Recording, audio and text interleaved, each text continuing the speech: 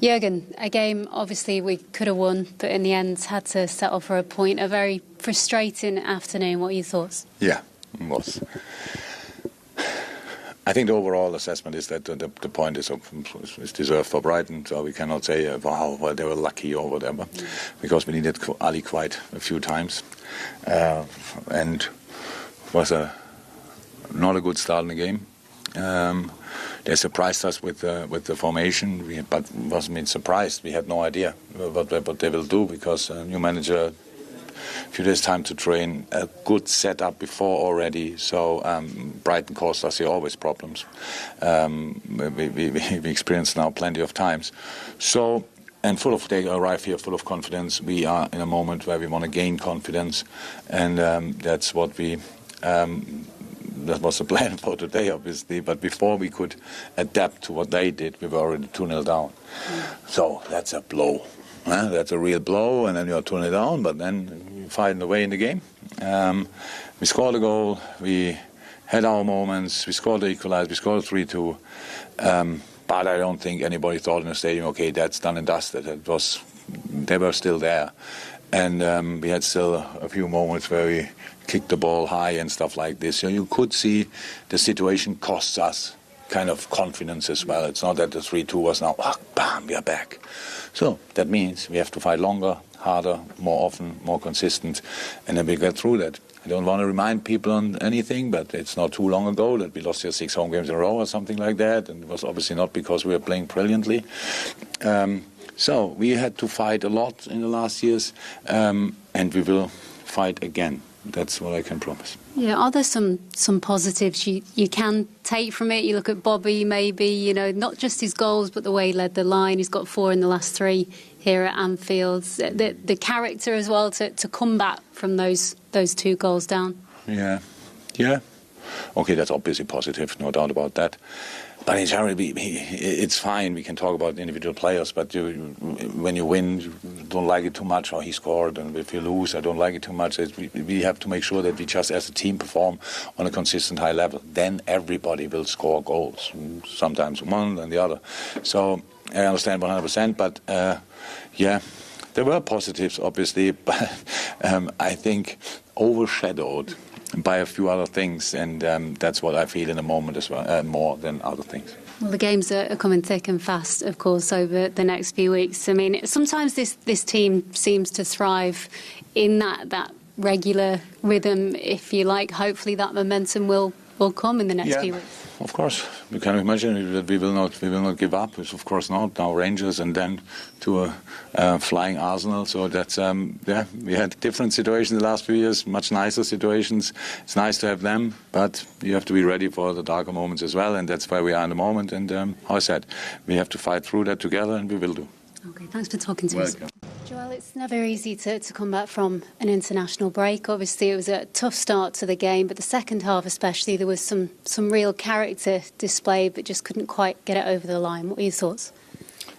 Brighton played really good, started really well, and we didn't came through, and they made our life quite hard. The second half was an improvement, but our expectations are higher than this. I mean, there were some positives to take, though, in the second half. Like we say, coming back from 2 goals down. Can you kind of take those positives into this busy period that's coming up? I'm not sure about this. We can be happy about the 1 point because Brighton really played good, but we just have to be better, start better, and show our quality. A word for Bobby, maybe. He's got 4 in his last 3 here at Anfield. Not just his goals today, but the way he led the line at times as well. He is in fine form at the moment. He's brilliant connecting player, and now he scores even more, and that's just brilliant to have him in our side. And even in a not good game like today, he had some opportunities and used them. I suppose the good thing is, I guess, to try and focus on positives again as you play very soon. It's a really busy period coming up. Sometimes this team seems to thrive on that regular game time and rhythm. So how vital is it now that you use this period to gain some momentum? Of course, there are a lot of games and a lot of points to win. And we have to use the time and get back on track again. Okay, thanks, Joel. Thank you. Not many more difficult than going to Anfield.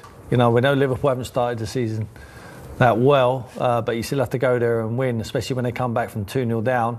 Looks like they go 3-2 up. You know, they didn't hide his side. You know, they kept going, keep playing with the discipline, with the philosophy, with what he drills into them. Keep playing the ball on the floor. You know, create the chances, and they created the chances in the end, and they deserved it. You have to say that. But for Liverpool, they've got problems. They've got serious defensive problems. You know, not only Trent Alexander-Arnold. I know we're all getting on that bandwagon, but we're only stating what the obvious is. It's obvious for everyone to see that he's not, at the moment, defending properly or correctly. He needs to improve. And I think he's still young enough to develop and improve.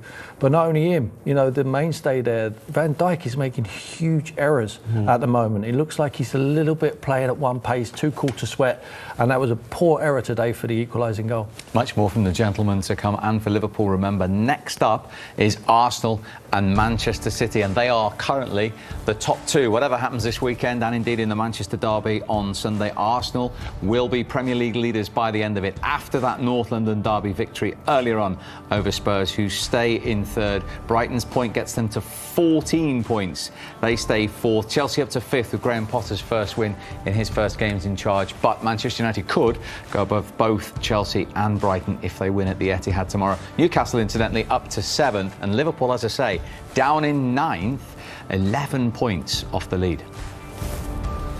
Huge games at the bottom. Up and coming, of course, we're going to watch West Ham Wolves next. Can West Ham get a second win of the season? That would take them out of the relegation zone. Palace stay there on 6 points. Southampton beaten again, 3 straight defeats on 7. And of course, it is bottom Leicester against next from bottom Nottingham Forest in the East Midlands derby in the Monday Night Football. Performance, that one. It was a roller coaster game of all sorts of emotions. How are you feeling with the match ball right now? Yeah, obviously it's always nice if you can score, and especially 3, and it's at Anfield. It's a shame we couldn't get the 3 points, but obviously we're still happy with the point at Anfield. It's always a tough game, and it's a superb team. To dominate in the way you did in the first half, to then go behind, to then come back again, is a draw fair? Maybe in one way, but I think we could have both scored more. I think maybe draw at the end is quite fair, but it's always, you always want more, of course, especially if you're 2-0 up. And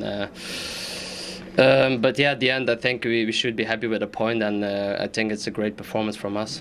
You're only the 3rd player in Premier League history to come to Anfield as a visitor and score a hat-trick, but you quite like scoring against them as well. It's 5 in 6 now. Is there something about this fixture that you specifically like?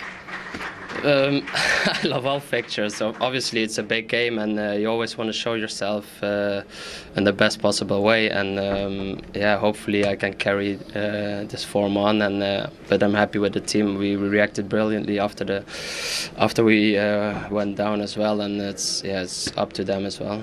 Yeah, only 11 players in Premier League history have scored a hat-trick against Liverpool. You have to be a top-class striker to do that. Isn't that right, Berber? Exactly right.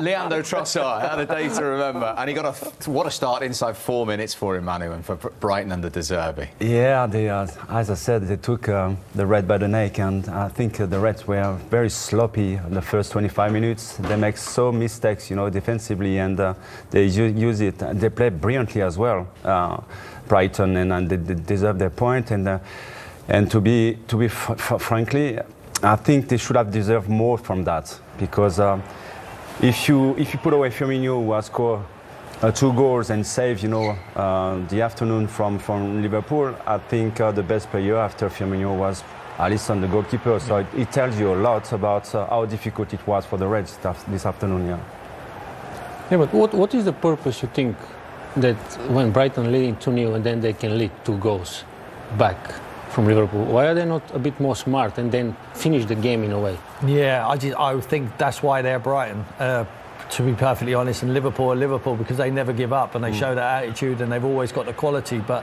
Brighton done brilliantly to get himself. Trent has to head that ball. I mean, more and more I watch that, he has to know what's around him. Brings that ball down his chest, he gets robbed. Danny Welbeck runs in behind, picks out there, lovely pass there, and Trossard just finishes it brilliantly. Maybe Alisson has to do better with that one.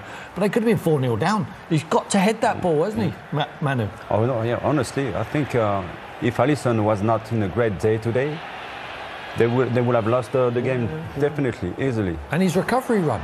I mean, go back with some urgency, Trent. I mean, he hasn't made the header. He's made a poor mistake and he's recovering. He's just lackadaisical when he gets back into that area. You need to show a little bit more energy. But still, after that, I mean, my point when I was talking about is Brighton leading 2-0. And now if you're a big team, which unfortunately compared to Liverpool they're not, but still you need to be more clever to keep to that 2-0 difference a lot more and then not allow to be 3-2 in the end. Yeah. Which again speak volume of Liverpool coming back from behind. But at the same time, when you said it's Liverpool, but then why did they concede the equaliser after that? Yeah, well, the manager's only just gone in there. I mean, he's probably been more fortunate than most because most of his players have been at the training ground over international break. There's, you know, because there's only a handful of internationals there at Brighton. But Liverpool, you have to give them credit for coming back in. Firmino was great today. He's get the opportunity, but you know when you're picking up little sneak positions like that, and Thiago with his ability. But I agree with you, Tim. I think there is top players at Liverpool. They are not at the right level. They should be actually. And you mentioned Van Dijk, but I mean Salah as well. He's missing, you know, the plot since games now, and. Then in the midfield area as well, you know, the three of them, Henderson and Fabinho and Alcantara, they used to control the game all the time. They used to control the tempo all the time, and we didn't see that today. That was the goal that Liverpool thought had won it, but those defensive issues reared their head again. It's just poor, the organisation. I'm looking at the top man. I mean, if I'm in that dressing room, I'm looking for the leader, the man who's changed their fortunes around. And for me, it's Van Dijk, and you watch him here. It just lumbers into the position, and that's a switch off of concentration there. I mean, very, very poor. I mean, he's just get back into the area, get your body shape correct. You know, he just sticks his left leg up there to make the clearance, and it goes underneath. It's a poor error for someone of his quality.